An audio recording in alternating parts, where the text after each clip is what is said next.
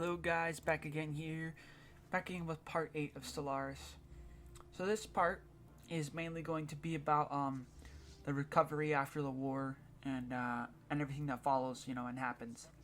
So here you go. I have several stations on the left that are fortified to ward off any kind of invasions, and soon enough I'm just going to start reinforcing all of my fleets because I want to have a much bigger fleet. And I realize I have the naval capacity. I just don't have if I need to buy alloys or whatever, I can afford that. Basically I have the economy to afford a bigger military, so there's no reason not to have it. So here I start checking out the Gagassi Trading Coalition, because they're the most nearby weakest enemy to take. And I'm just kind of looking at like who they're at war with or whatever they're doing, and I just start filling out technologies and just really like examining my enemies and seeing what I'm gonna have to go up against here in the nearby future. So I pretty much just look around. I see that the Raltix Army has that Coral Star over there. Then I realize if I go to war again, I could get invaded from the north by the Agarian Kingdom. So I start thinking about that, and I'm like, you know what? I probably should upgrade some stations and stuff. I should think about what I want to do. And so pretty much this part is all just about fortifying my borders, creating a bigger army and a bigger military. Cleaning everything up, fixing my planets, and pretty much just getting ready for the next war. This is one of the parts about Stellaris' gameplay loop that I really like. It's essentially you kind of go to war, and then you stop and you fix everything. It's kind of like like running around trying to clean stuff while like a house is being set on fire or something. You have to like go really fast and clean everything, and then you have to stop and go like put out all the fires, and then you have to go like it has this cycle of kind of like extension of your empire and like conquest, and then you have like this maintenance period afterwards. And I think actually a lot of Forest games have this. It kind of reminds me of Civ. I used to play like a ton of Civ 5, and Civ 5 had this too, where you would essentially you declare war on someone, you take over like 5 cities or something, and you're like, oh okay, that's great or whatever. And then essentially after that, you just have this period where all you're doing is you're just fixing all of the mistakes. Like you go into the AI city, like, oh well, this sucks, he has none of the right buildings, everything's messed up, I have to fix all this. You pause the game, or you don't on Civ you don't have to pause, but you don't go to your next turn for like 10 minutes. You fix everything, you fix all the buildings, you fix all, you tell your troops to move, you try to fix all the messed up improvements on the tiles and everything, and you do all that, and then at that point, then you start moving time forward, and you just kind of repair. So that's kind of what happens here. I'm not in a horrible deficit or anything, or in a horrible negative from the war, but just being at peace has given me the opportunity to start upgrading stuff and fixing things up, and so that's what I start doing. I keep on building up my military the whole time, and I believe at this point I also start sending my ships to assist research on some of my main planets that have scientists, because I want to buff my research as much as possible. And that's what I'm doing. So I'm just moving stuff around, and I just start looking across the map a little bit, seeing what I got. I notice that I'm finally starting to burn through most of the Xenos. I'm getting rid of most of the Rautex and most of the new Bowels, which is good because you don't ever want to have too many of those. Because like I said before, on Rat 10 Beer, the more of the populations that burn away, the worse it's going to get in terms of having buildings and stuff and having jobs, because too much of the population is made up by the people you're purging. So when they're all done purging, you're not going to have like anyone demand anything, and all the buildings are going to be in disrepair. So kind of just like a waste of resources to make buildings and then have them immediately go in disrepair again. But it's a minor mistake. Right there, I saw some of the minor relics to collectors, just to have a bigger energy pool, because I'm still negative.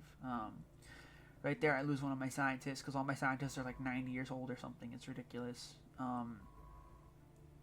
But right here, I send this one back to Earth, and I go and assign a leader. You see somebody my scientist role. I believe I take the 43 one here just to have a younger scientist, so I don't have to replace it again for a long time. I assist Earth with research. I send a science ship to Earth to do that. I send one to Sirius Prime, and I believe I send one to Alpha Centauri as well. The Alpha Centauri 1 or 2 or whatever. Not the one I'm currently colonizing. The second planet that I colonize, Alpha Centauri. And yep, so this is pretty much the process. You know, you just go through and kind of repair everything and fix everything up. Right here, I merge these fleets, so I have another 4K fleet again finally, which is not finally at 50 again. And I'm having I'm merging my other fleets together, trying to create a big fleet. I'm sending down that fleet, and I believe I'm having it meet with the fleet at the Suitor Station so they can meet up and merge together.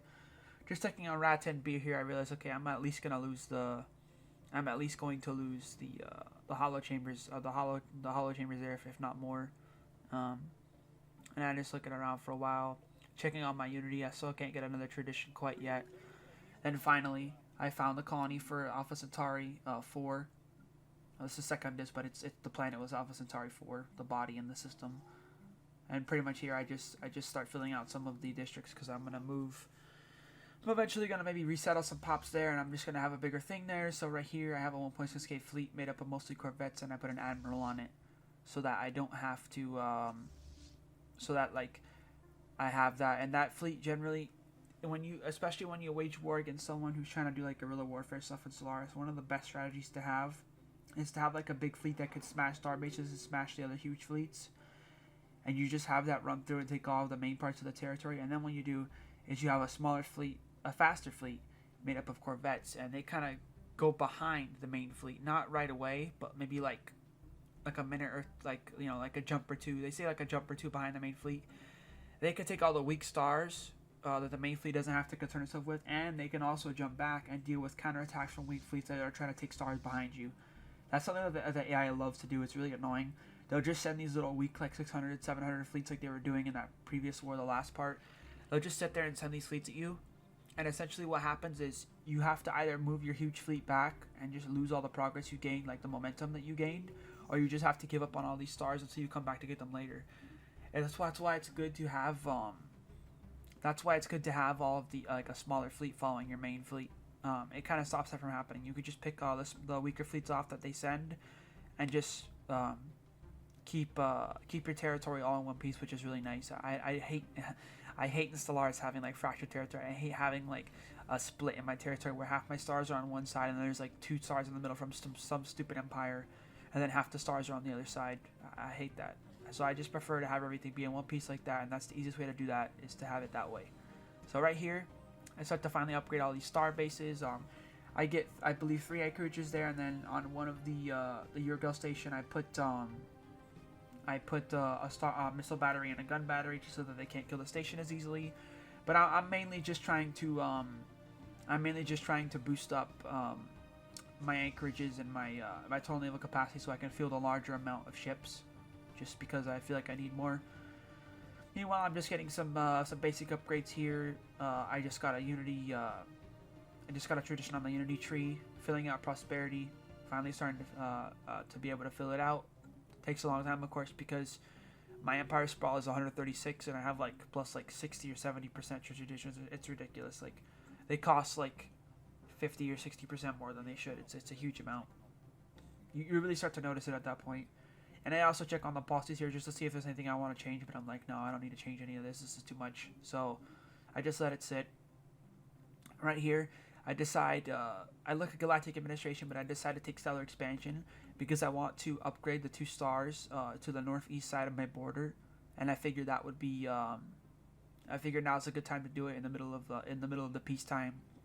So that's what I end up doing.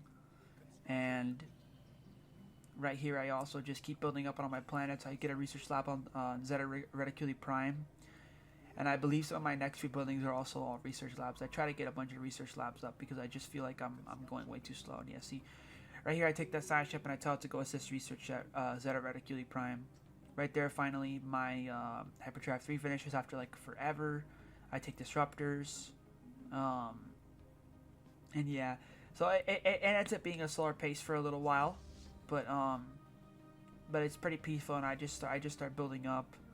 And once I see that I have a bunch of anchorages and I have like another 40 room, another 40 naval capacity, more room for ships, I believe I start to build up my fleets here again, because I know that like, especially I know with the Kelzon Republic being in the game, they're like the other biggest power. They have a ton of resources. They have like a bunch of big fleets. I think their naval, they're like military power is either equal to mine or superior to mine. I know that I need to have a lot of ships, so here I'm just building a few districts, but soon enough here, as I recall in my memory, I start also building more ships up because I need more of them. And I'm just kind of monitoring things and letting things pass. At some point, you can only go so fast, and you just kind of have to wait for the game to catch up to the point that you want it to be. So I get Star Fortress there. Right there, I noticed that the Hollow Feeders has ended up going into disrepair because I didn't have enough population, and you see we're still purging pops on Ratenbeer. That was one of their big planets. We're still purging pops there. Nothing to really be done about that.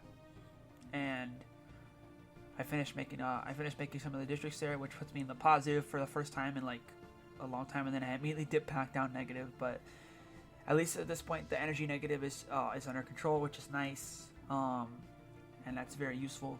So I just keep track and keep control of everything. And right here, I really start queuing up a ton of ships in the Suitor Station, queue up a ton of destroyers and a ton of corvettes to just buff up my 1.7k fleet. And then I believe what I do here is, once I have more alloys and once the Stellar expansion technology finishes, or I might buy alloys here, but I pretty much I go expand the 2 stars to the north that I can be attacked through via the Agarian Kingdom. And it's when I'm just like, all right, come on, I'm waiting around. I can't really do anything right now. Nothing too crazy. I get capacity overload because that dropped and my energy's plummeted. Pick that right back up again. And this is part of Stellaris that could be a tiny bit slow sometimes. Sometimes you are just kind of waiting on things. You can't go so fast. But oh yeah, I get a cruiser at Suitor because I was able to research cruisers and finally unlock that, which was nice. So I'm getting some cruisers right here. I think I still have done another research lab, or I might get a yeah. I get a research lab there, but I know that I only have plus 5 consumer goods, so I'm gonna have to deal with that again very soon. But it feels good because my research is finally going up. I went from having like 200 something to now almost having 500, so it's easily basically pretty much doubled. And the research assistance from the ships giving like 10 or 12% on each planet, that's a big deal. It doesn't sound like it is, but if you have like 30 research of each kind on a planet, you have 30 physics, 30 society, 30 engineering. We're not going to use 12% because that might be like a slightly different number, but 10% is 3 through 3, that's 9. So even if you only have like, say you only have 3 or 4 planets that are doing that, you have 3 or 4 ships that are doing that, that's like another like 9 from each planet. You can have like another 30 or 40 or 50 total research going on there just from having ships sitting there.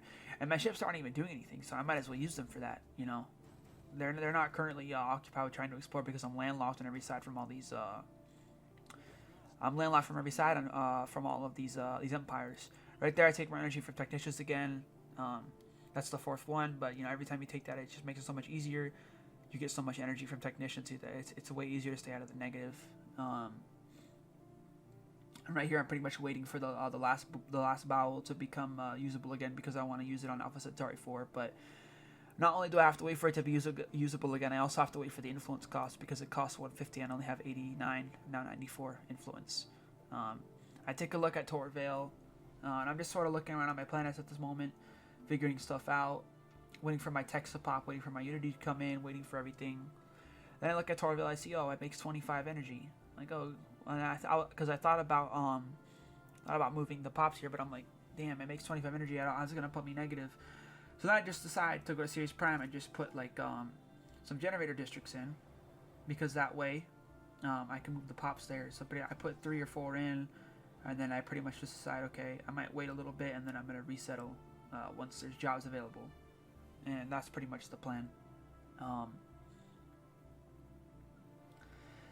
And it's good to do that because you don't really want to have all these planets just sitting around not doing anything, especially these planets that are like 20% habitability and stuff. You have no use for them. You don't feel like sitting there trying to like improve all this stuff. When you have a worthless planet like that, there's no reason to just let it sit there. You know, if you can consolidate your pops, unless you know the planet has specific resources on it, or you have another reason to keep the planet. You know, like if there's a reason, there's fine, but you know otherwise there's no reason. So right here, I finally finished upgrading Zeta Reticuli Station and Oslip Station. I just put some gun and missile batteries on them to make them bastions, so that no one can come through without having to fight. And yeah, I know I don't have FTL blocker yet. I have to get that, but you know, still, it's better to have them there than not have them. Because generally, the AI ships are stupid enough that they'll just run into your station and have to fight it, and then they'll die. Right here, I believe I pick up a consumer goods because my consumer goods dropped really hard into the negative, so I pick up a Sylvain Industries here. And I'm finally getting ready to be able to pop the last Baul. I'm just missing Far Influence, but the cooldown's up, which is nice. And so pretty much I'm just going to wait here for the cooldown to pop. And the second it does, I pop it. I go to Alpha Centauri 4. I use Nubal Life Seeding again, and boom. Got that into a Gaia World. I have a bunch of Gaia Worlds now, which is really nice. Very strong. And yeah, pretty much at this point, I'm able to declare war again if I want to, and soon enough we're gonna start up the war again with the Rotex Sovereignty to wipe them out, and then at that point we're gonna be open to taking over whoever we want after that, and we'll have the first person gone. Right there, I consolidate all my pops from Torvale onto Series Prime, and they immediately take up jobs as electricians there, so it's fine because I made the jobs ahead of time. And that's pretty much it for this part, guys. It was just a little recovery, part after the war, and I'm preparing to go to war again. So I'll see you guys later in the next part, and that'll be all for now. Peace out.